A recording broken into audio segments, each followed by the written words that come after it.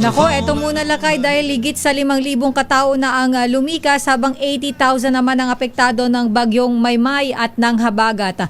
Alamin natin ang detalye mula kay RH52, Edniel Parosa. Edniel. Lakay at Giselle, bumuhos na naman ang malakas na ulan dito sa Camp Aguinaldo, bahagi ng Quezon City ngayong umaga. Umabot na nga sa 9,000, 144 na katao ang nagsilikas sa kanilang tirahan dahil sa pagdalasan ng bagyong Maymay at hanging habagat. Higit 6,000 rito ang nasa evacuation centers, 29 hanggang sa mga oras na ito, habang ang ilan naman ay na-display sa iba pang lugar. Sa report ng National Disaster Risk Reduction and Management Council, nabatid na 80,633 individuals ang kabuuang bilang ng mga naapektuhan ng bagyo.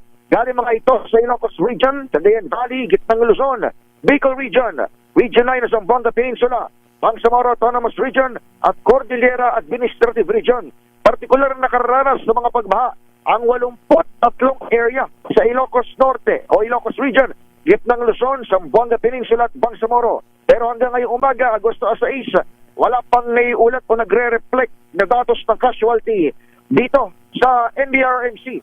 Sa kabilayan ng report ng Philippine National Police na may 2 nang namatay dito sa may Rodriguez Rizal matapos matabunan ng bato mula sa rock slide doon sa kanilang tirahan. Samantala, 15 pang mga kalsada, tulay ang hindi madaanan dahil pa rin sa epekto ng bagyo sa Regions 1, 2, Cordillera at Region 3. Sumampa naman sa 510 million pesos ang halaga ng infrastrukturang napipinsala na bawang naitala sa North Luzon.